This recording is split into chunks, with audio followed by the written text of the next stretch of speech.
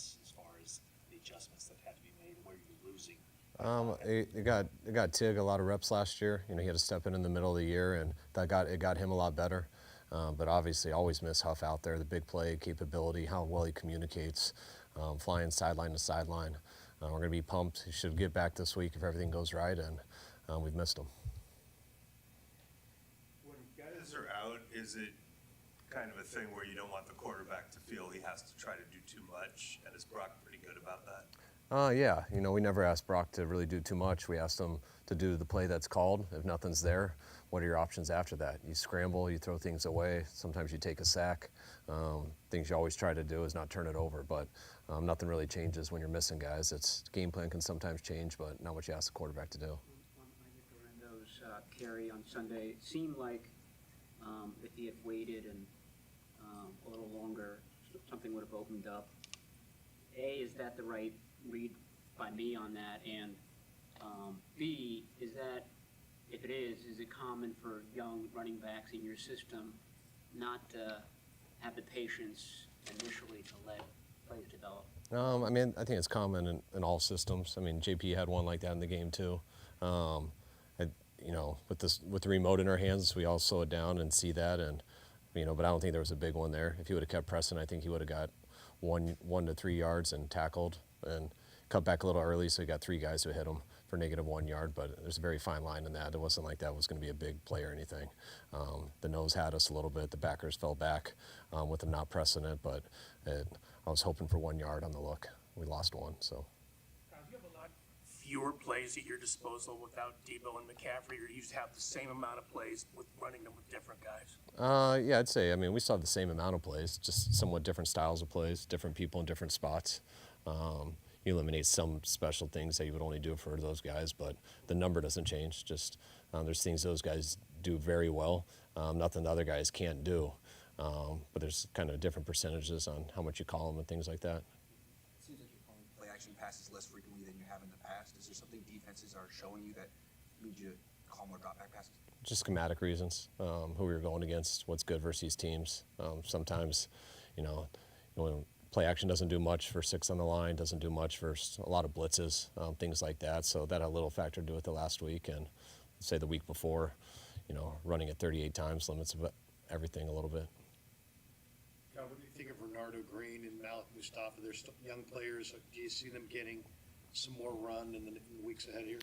Possibly. I mean, they got to be ready always in case of an injury. I mean, I could say they don't have any plans to play and or to go in, and then one play happens and they're in the rest of the game.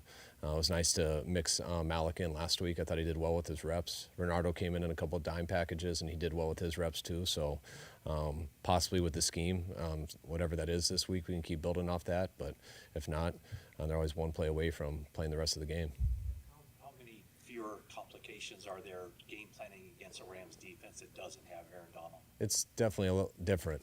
I mean, that's been 99% of our brain power for a number of years, and it's kind of weird just not thinking that way. But schematically, I know Raheem's not there and stuff, but they're still running the same fronts and same coverages and things. And but it's different. Any roster moves this week? Not right now. What is your assessment of the Rams, Kyle? They come into this game, you would think, pretty desperate. Yeah, I mean, anytime that you lose like they did, I mean, and being 0-2, I mean, I know that feeling. And in the NFL, whether you lose 2 in a row after winning 10 in a row, or you start 0-2, if you lose 2 in a row in the NFL, it's always a kind of an Armageddon feeling in a building, especially when you lose lopsided like that. So, you know how teams come out the week after that. It's such a fine line in those things. I mean, we were a couple of plays away from the game going like that in Minnesota.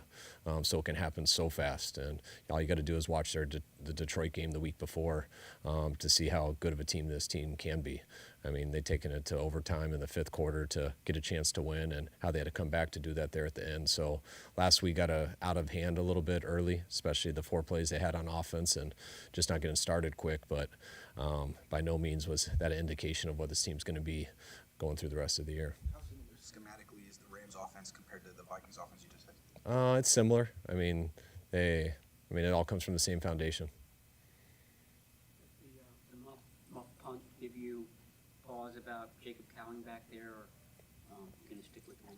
No, I mean, it's one muff punt. I mean, just when it comes to catching stuff, he's been as natural of a catcher as we've had in our 8 years here, just in practice, how he's been in the games. I know that one got away from him, which we can't have those, but, you know, everyone muffs one here and there, and you just hope that was the end of it. Is there any Achilles involvement in Debo's injury? No. Wrong when you watch the punt block there. What was the situation? We were laid off the ball on the right side, which made one guy a little bit behind, and then the guy outside of him was a little bit too wide. He could have been a little tighter to save him. We had a snap count that tried to surprise them and surprise one of our guys who was just, he missed half a second on the road and stuff, and that guy split us and should have kept it tighter on the outside, but we gave him too quick of a lane.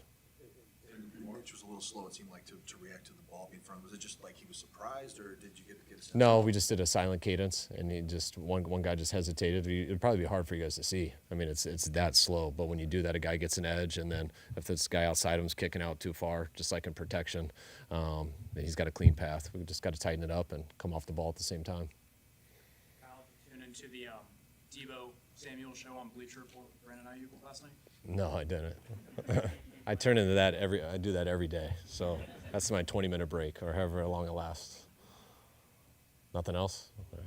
One last question. How important is the atmosphere for this game? You talk about losing 2 in a row. Obviously, you guys don't want to do that. The Rams don't want to drop a third. You talk about Levi South. How important is that specifically in a game like this?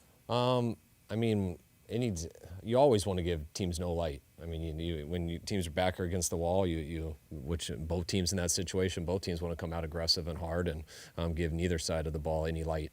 When you do have a situation like we do when we go there and how we have so many fans show up, that's only cool if you play real well. If you play real well and can kind of control the game, then it gets real fun. If not, then it's twice as disappointing. All right, thanks, guys.